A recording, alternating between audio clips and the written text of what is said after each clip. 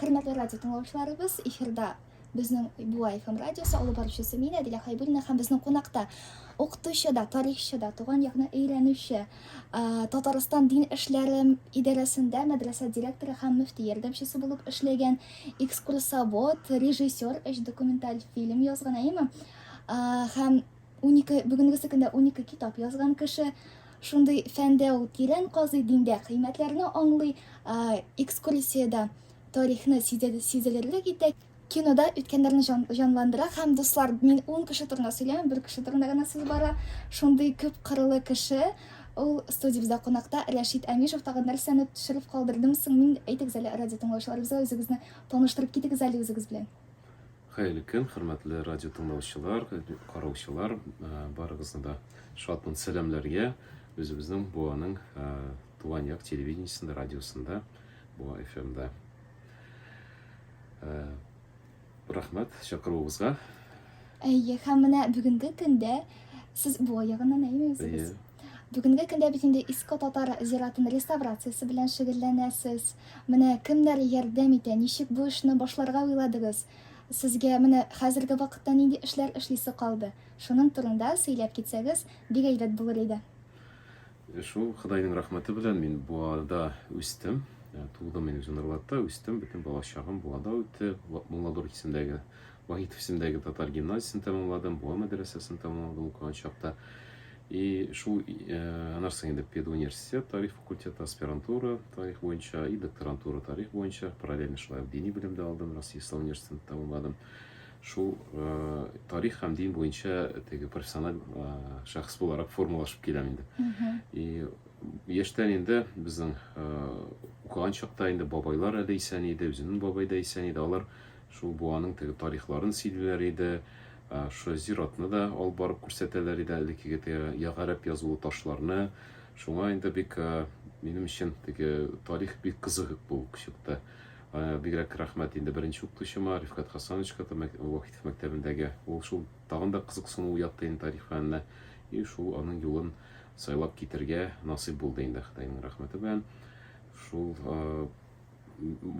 Казанда тарих факультетында укыганда төрле диплом эшләре бирәләр, төрле курсовой темалары бирәләр, теге урта гасырдагы Европа, Россиянең борынгы чоры. Ну, әле инде борынгы тарихлар кайсысы бүгенге көндә бер инде актуальностьта юк аның гади кешегә сөйләгәндә.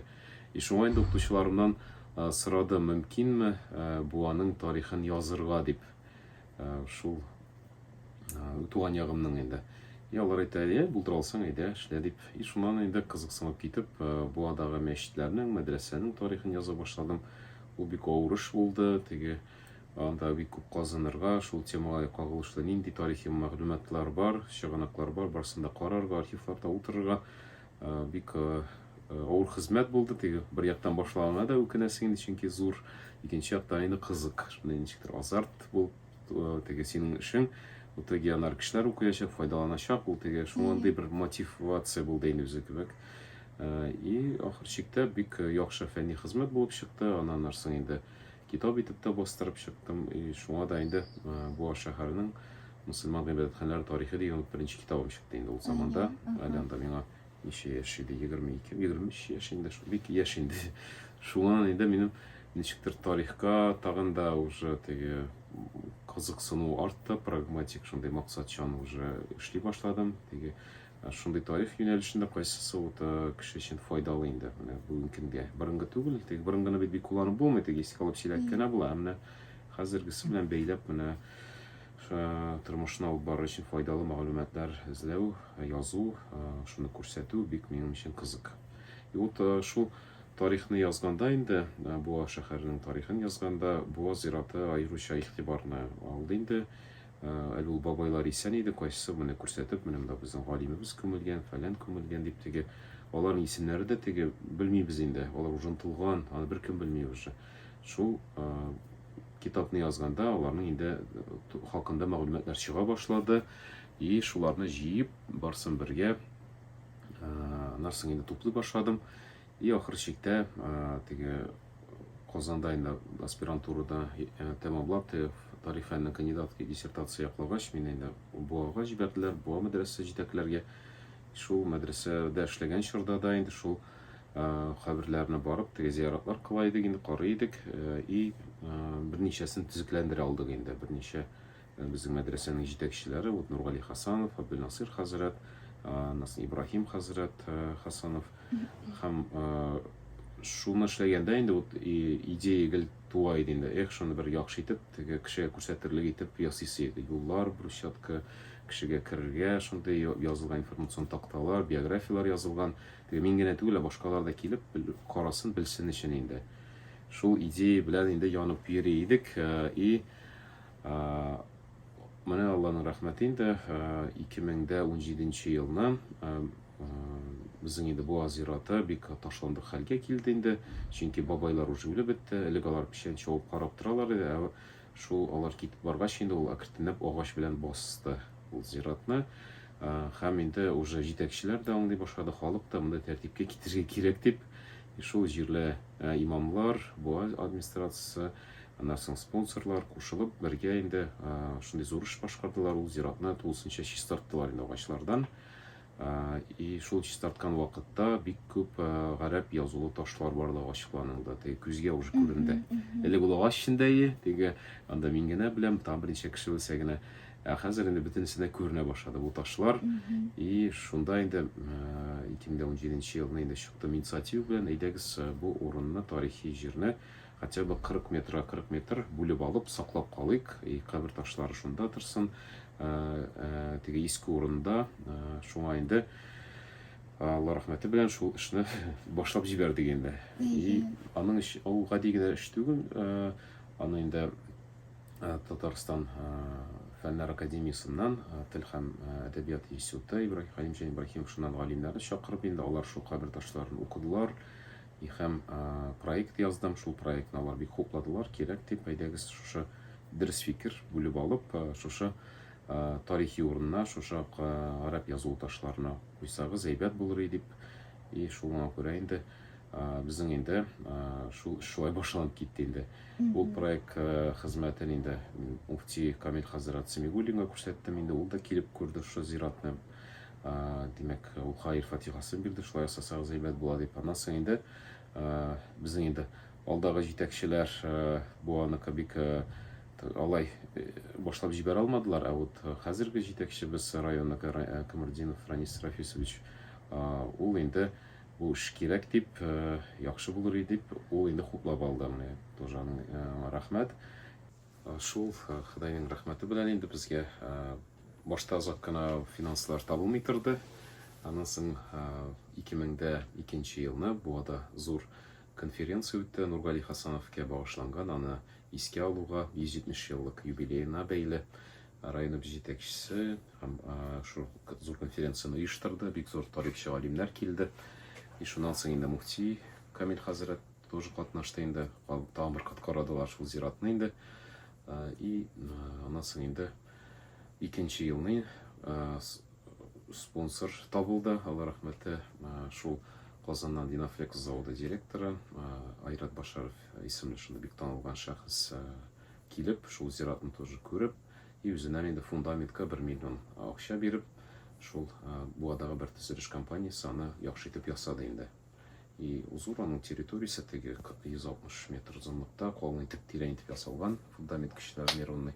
И шуннан инде район җитәкчесе Ранис Рафисович спонсорлар табып таш кыйма ясын әйләндереп ясатты инде. И безнең төзелеш министры Айзатуллин Марат Мансурович ул капкалар куйдырды. Анда 3 капка инде. Шулай итеп хәзер зират инде бик матур рәвешкә килде.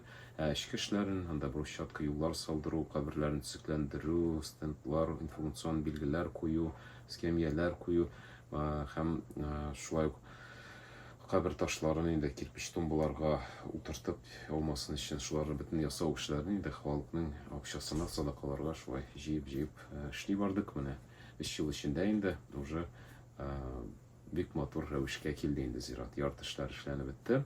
Хәзер инде тагын яртысы калды, шул асфальт юл кирәк. Анда кадәр кергә инде парковкасы кирәк, уңайлы булган. Аннары яшелләндергә, шул туй агачлары буена утыртырга 150 штук инде. Информацион тагын стендлар, теге кергән төштә указательләр, нарсын теге юнарга берәр урын рәхмәтләнеп керер өчен зиратка. Шундый эшләре бар инде. Китабын язып чыгасы бар. Бу зиратка багышланган, кемнәр күмелгән икән, кемнәр булышты ул төзекләндерүдә. Аннан соң инде ала берсә кунакларын чакырып бер тантаналы төстә ачырлар дип уйлыйм инде Алла берсә ачырбыз бергә. Шул бөтен кемнәр булышкан бу изгештә барсына да инде олы рәхмәт, Алла рәхмәт яусын. Аллаһ Тәгалә барсының да тормышларын яхшыртсын, тагын да бәхетле яшәргә насыйп итсен. Шул бик кызыклы эш килеп чыкты инде шулай итеп. Безнең буада инде борынгы итеп күрсәткән берничә бина бар инде. Унлап бина, шул теге банк бинасы элеккеге, мәдрәсә биналары, аптека, уку йорты, теге реаль училище элеккеге, монысы берничә байның йорты кибете. Менә шушы инде борынгы татар зираты безнең буаны борынгы шәһәр итеп күрсәткән, бай матур культурага ия булган икәнен күрсәткән шушы зират. Анда кабер ташлары барсы да гарәп язулы, анда 100 еллык, 150 еллык алар ташлар, 200 еллыклар да бар. Алар инде зур шәхесләр анда күмелгән. Мисал өчен Нургали Хасанов, Абделнасир хәзрәт Мөхәммәд Әминов, Фазылҗан хәзрәт, нарсын инде Абделвахид хәзрәт һәм башка шундый галимнәр, имамнар, ишаннар. Шундый бик уникаль җир инде, шуңа да инде Аллаһка шөкер насыйп булды ясап яхшыртып чыгарга.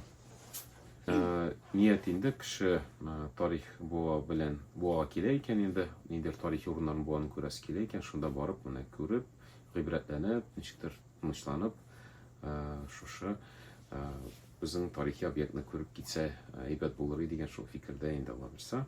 И бу тарихи урын уже үрнәк була башлады башка җирләргә дә, менә күптән түгел Елабугдан килеп карап өйрәнеп киттеләр шул рәвештә ясарга үзләренең зиратларын.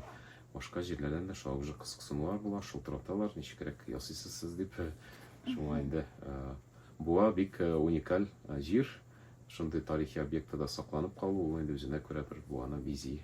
Аллаһка шөкер. Рәхим итегез, килеп күрегез. Рәхмәт. Бетмәгән эшләр бар бит инде, шуларны инде башкарып чыгарга кем мөмкин кадәр ярдәм итә алса инде, сезнең исемнәрегез махсус китапка язылачак. И шул кирип калачак инде изгештә, Алла берсә. И Алла берсә инде бу урын бик безнең инде тарихыбызны саклауда, мәдәни культурабызны шулай халыкка күрсәтүдә үзенә күрә бик мөһим бер объект инде. Шуңа күрә изгештә хәлдән килгәнчә булышасагыз рәхмәтле булабыз. Ул барса да сезнең файдага булачак. Сау булыгыз. Рәхмәт бик зур.